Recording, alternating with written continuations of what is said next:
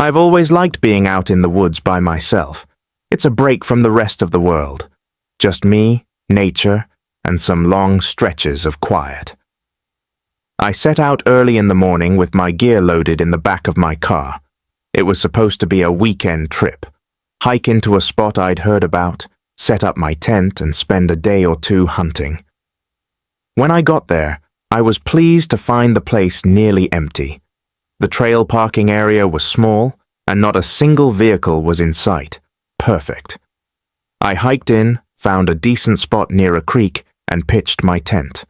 By afternoon, I had a small campfire going and was enjoying a quick meal before heading out with my rifle. I walked deeper into the forest, following a faint trail that eventually vanished beneath fallen leaves.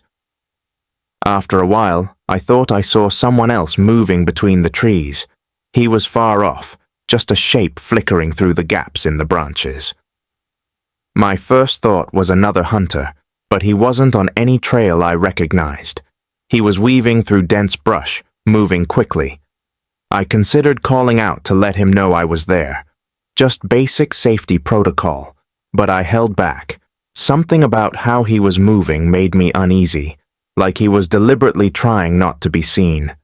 Eventually, he vanished from sight. I chalked it up to my imagination and carried on. I didn't have any luck hunting that day. The sun started dipping low, so I trudged back to my campsite. The forest was absolutely still. Not a breeze, not a single chirp of a bird. Sometimes the woods can feel eerily quiet, but I tried not to let it bother me. I ate a quick dinner by my campfire and then ducked into my tent to get some sleep. Sometime in the night, I was jolted awake by a distant cracking sound. It took me a moment to realize it was a gunshot, then another. It wasn't necessarily odd to hear gunshots if there were other hunters around, but this was well after dark, and the hunting area was restricted to daylight hours. My pulse quickened, but I tried to calm myself. Accidents happen, or maybe it was just someone chasing off a wild animal. I was drifting in and out of uneasy sleep when I heard something else, soft shuffling footsteps just outside my tent. My heart pounded so loudly that I was sure they could hear it. The steps paused, and then I heard a muffled whisper. Another voice responded. I couldn't catch every word, but I heard something like, "Should we check inside?" My mind was racing. Check inside? Did they mean my tent? I stayed still, barely daring to breathe. For several seconds, I heard rustling, and then one of them said, "Not now. Let's go." The footsteps moved away, fading into the darkness. I don't know how long I lay there, straining to hear any hint that they might come back. Eventually, I decided it was too risky to spend the rest of the night there.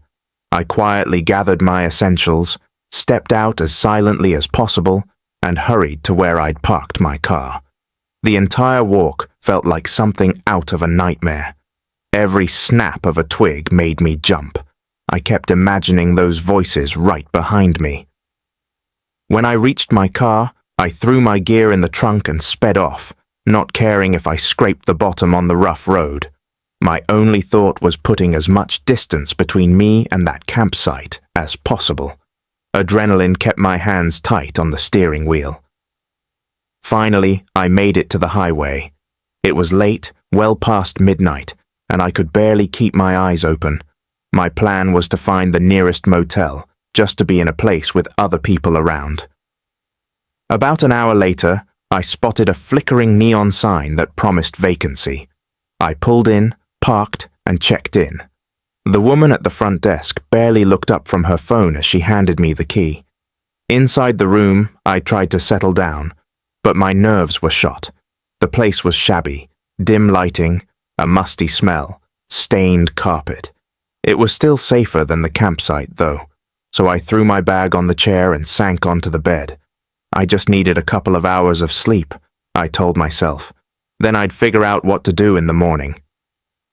Around 3 in the morning, I was stirred by the sound of something scraping outside. I thought maybe it was just the wind. Then I heard a soft tap on the window.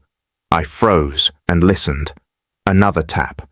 Slowly, I got out of bed, heart thrumming, and moved toward the window. The curtain was thin, but in the dim security light outside, I saw a tall silhouette. Someone was definitely out there. Before I could decide what to do, there was a knock at the door. My stomach lurched. With my voice shaking, I called out, "Who is it?" A man's voice responded quietly, "I need to talk to you about the forest incident." My head started to spin. Forest incident? There's no way this was just a coincidence. I quietly slid the chain lock into place on the door and grabbed my phone. I told him to leave, but he said he just had to settle something. His tone was almost polite, which made it more unnerving. Without waiting for another second, I called the police. I only managed to sputter out a few words, something about a strange man trying to talk to me about gunshots in the forest. The dispatcher said officers were on their way and told me to stay inside. I stood there, phone in hand, waiting. The man spoke again from behind the door, but I couldn't make out what he said. Then, silence. No footsteps, no more knocking, nothing. When the police arrived, surprisingly fast, they found no one outside. They asked me a few questions, shone their flashlights around the parking lot, and took my statement. There was no sign of the man. They checked the security cameras, but the motel system was old and apparently out of order. I had nothing but my word about what happened. The officers left after telling me to lock my door and call them if anything else came up. I was wide awake, adrenaline still coursing through me. I didn't sleep at all for the rest of the night. At dawn, I checked out and drove straight home, trying to make sense of everything. Maybe the shots were from poachers, or maybe something else was going on in those woods. That man, I still have no clue who he was.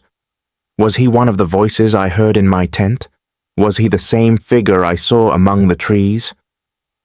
But before we dive into the next story, if you're visiting Midnight Mysteries for the first time, don't forget to hit the subscribe button and turn on the bell icon to stay updated with our upcoming scary stories.